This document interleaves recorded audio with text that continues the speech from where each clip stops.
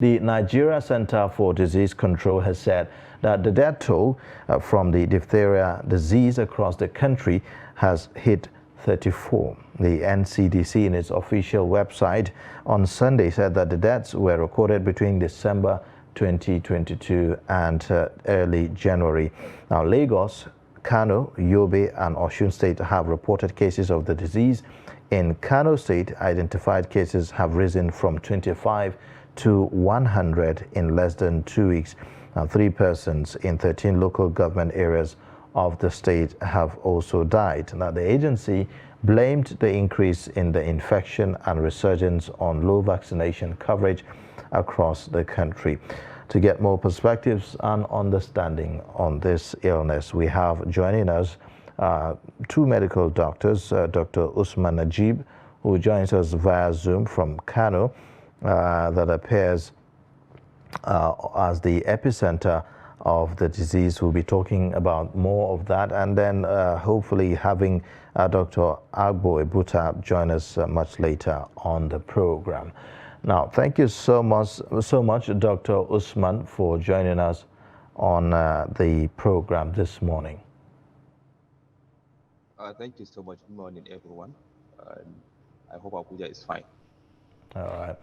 Now, well, to better understand exactly what we are dealing with, can you talk to us about what this diphtheria outbreak is all about, really? Diphtheria is a very serious disease. It is a disease that affects the nose, throat, and sometimes the skin. The epidemic we are having now is more of the respiratory type. That's people having the respiratory component of the disease. And the reason why it is a very serious one because a lot of people are vulnerable because of the issue of vaccination and other and the weather and other things. So it's a serious one, and it's something that is surprising, honestly, because for years diphtheria is something that we have been living with it, of course, and we were able to successfully contain it. But recently with the spike and the number of cases, within 2 weeks, more than 100 cases were identified, and many, according to the NCDC, many cases are still coming up. Okay, so doctor, we have an extra 3 persons dying, in 13 local government areas of Kano State. So the question now, the COVID-19 has flu-like symptoms, and from what I've read so far about diphtheria, it also comes, with flu-like symptoms. So I want to know, for the millions of Nigerians out there who are guilty of self-medications, what steps do they take, or how do they know that this is different, from the regular flu that they used to have, to ensure them take extra steps to, go to medical facilities to seek medical attention? Like you said, diphtheria shares some symptoms similar to COVID-19 and other flu-like symptoms. For instance, one comes down with fever, which is a low-grade fever, and then there is cough, excessive cough, and then there is a runny nose, and then red eyes, that's conjunctivitis. And apart from that, there's issue with the voice. So there's this hoarse voice that most of the people come down with, and then in extreme cases, there is neck swelling. That's the neck will be swelled, and in some cases, that's what we call a pseudomembrane. That is a whitish patch appearing in the mouth around the tonsils. So those are some of the symptoms and the signs that differentiate diphtheria from your normal flu-like symptoms. So the neck swelling, the conjunctivitis, that is the red eyes, and the white patches, which is the pseudomembrane, differentiate diphtheria from the normal flu-like symptoms. But the most essential thing is with this epidemic now, if someone is experiencing any of these symptoms, it's advisable that one should visit the closest health facility so that the health personnel there can ascertain what exactly is wrong with the person. Okay, so doctor, talking about vaccination now, how has the vaccination process been in the state, seeing that it is the epicenter of, the diphtheria disease? Well, you see, to be honest, for the diphtheria uh, vaccination uh, in if you look at the broad, maybe the manifestation and the implementation of the uh, vaccination, we have a serious issue with that. Um, you see, from the result, the cases we are having, most all of the people, all of the children that came up down with diphtheria were unvaccinated children. That's just the reality. And the vaccination for diphtheria is part of the expanded immunization program, where a child, is given the vaccine, part of what we call a pentavalent vaccine. That's a vaccine against protecting the child against 5 diseases at the 6th, 10th, and 14th week of life. And then for the adult, ideally, we should be taking booster dose at a 10-year interval. But the reality is, with the attitude of people, many children are unvaccinated. According to the NCDC, they say that only 53% of children were vaccinated. But the reality is, for those places where we have the active cases, the vaccination rate is less than that.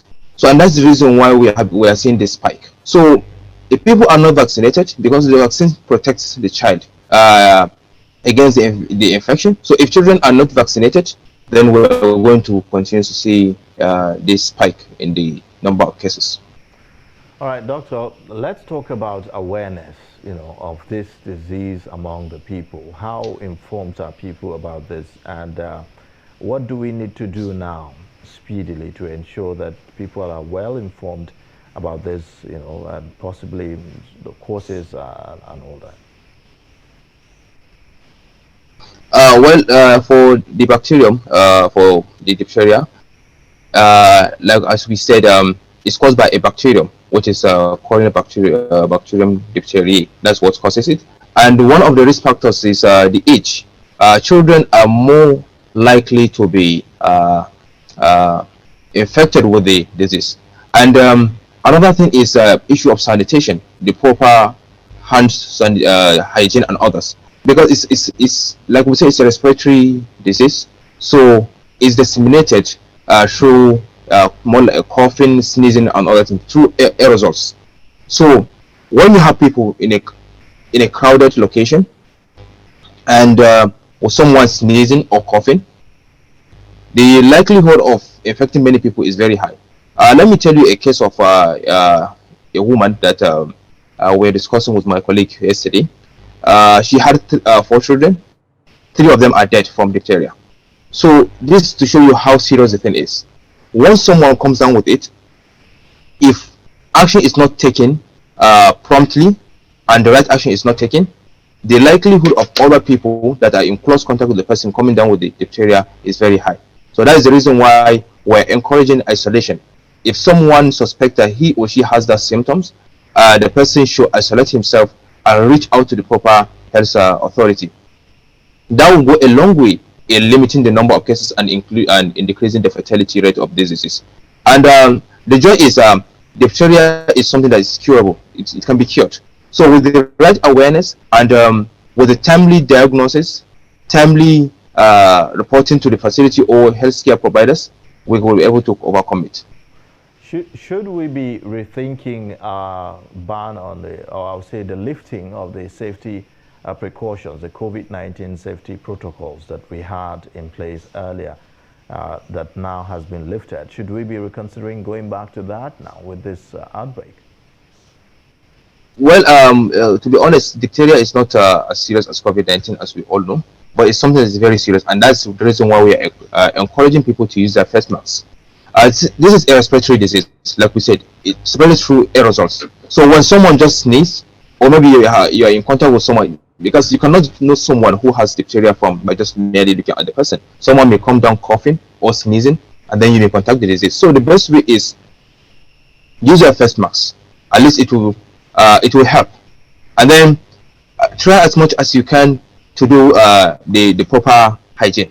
So I won't encourage going back to the COVID-19 days, because it will create more chaos, and then with the reality, I think it's not the best option for us now. What we should be focusing on is finding the cases, doing contact tracing, creating as much awareness as we can, uh, um, reaching out to people, vaccinating people, encouraging people to take the vaccine. I think that is the approach for us now. Okay, so doctor, you mentioned earlier in your conversation that around 53% of people have been vaccinated in Kano State, which leaves around 47% on, vaccinated. So if you put this into perspective, and the fact that I would also like to ask that it affects at some point the nervous system. Don't you think now is the right time for the government to swing into action? That is one. And secondly, have you seen any move to that effect? I'm talking about the provision, of vaccines for more people to get vaccination, an increase in awareness, because of course we would not like to have a pandemic situation, on Yeah. our hands. Well, I will commend the government. Our health system honestly have been very resilient. We saw it with the COVID-19 and other epidemics that have been coming up. We saw how the European system and other advanced countries systems collapsed, but yet ours was resilient, because maybe more or less because we are used to working in a resource restricted areas, and then maybe the immunity of our people. But from the government, I would think the government is doing well. There is adequate awareness. For instance, in Kano, radio jingles, a lot of things, a lot of media hype, a lot of contact tracing is going on. But that is not enough. The government should also up its game, especially with the issue of vaccination. When you have 47% or more of eligible people that are supposed to have the get the vaccine are not vaccinated, then you are putting the whole population at risk. Because just by having the vaccine, most people, okay, let me tell you this. You see, this vaccine is supposed to be taken 3 times. Uh, Most people just take a dose. So if someone just take a dose, and then he's counted among the people that were vaccinated, and if 47% of people are not vaccinated, then what it means is that someone with just a dose is also not covered. So that means many people are not vaccinated. And The that's why government I'm should do going more. back to and Yes, that's why I'm going back to the issue of awareness. Are people even yes. aware of this vaccination, and what should they be doing? Where should they go to get these vaccinations? The vaccination, people are aware of the vaccination, but you have to look at the context and people. For instance, now I don't want to mention the name of the locality where most of the cases are coming, but this is like a locality that is known for its non-compliance with vaccination. They don't believe in vaccinations. They don't. So they hardly go to the hospital. The vaccines are there, but they don't. So, and then that's the reason why we are having this excessive number of cases. There are areas where the case is zero, like so, because most of the children in those areas are vaccinated. So we need to do more. Instead of waiting for for people to go to the hospital, I think it's time for the government to reach out to these people, to go to their localities, their homes, and vaccinate the children and people that are right for the vaccination. Okay, so doctor, in the off chance that people are not yet vaccinated and unfortunately contract this disease, I mean, it would mean that they would have to pay out of pocket to, get palliative drugs. So how effective, number one, is this palliative drugs as opposed to getting vaccinated, and also how expensive it is? Because in most of these communities we have people who basically struggle to feed from hand to mouth. Mm. Um, well, we know out-of-pocket payment for health services is a very costly approach, and treatment for coronary bacterium diphtheria is a bit expensive, honestly, depending on the like you said, the personality involved, and that's the reason why we are always encouraging people to go for the vaccine and other things. And if someone comes down with the bacteria, with the infection, simply go to the hospital. when you go to the hospital, there are measures put in place to support someone. And the thing is, we are lucky that a lot of antibiotics that we have can cure diphtheria. So we are lucky. There are some diseases that are only susceptible to certain antibiotics. And most of the antibiotics sometimes are very costly. But in the case of coronary bacterium diphtheria, there are a lot of options available. But like we said, it's a very costly one, and it also depends on the stage at which someone reports to the hospital. If it's at the very severe stage, then the cost will be something somehow outrageous, to be honest. All right, Doctor, just one question, please. We are in an election season. In about a few weeks' time, we'll be going to general polls and campaigns are ongoing. What would be your advisory? Should we be worried about the spread of this disease as a result of these political activities? Of course, with overcrowding and the weather, this is the time for COVID-19. Flu and other flu-like diseases. Anything that has to do with the respiratory system, this is the season. This is the time for it. So, with the campaign and other political activities going on, that means it's something that you will see a lot of people in crowded places. A lot of people in very crowded places. So, what we advise is people should be very vigilant. We should try as much as we can to use our face masks. We should take the vaccine, if we are unvaccinated, and we should try to create that awareness among people so that they will know that it's very important to take responsibility to ensure proper hygiene and other sanitary measures. All right. Well, thank you so much, Doctor, for joining us on this program. Dr. Usman Najib, medical doctor, joining us from Kano via Zoom. We do appreciate. We look forward to having you join us again on the show.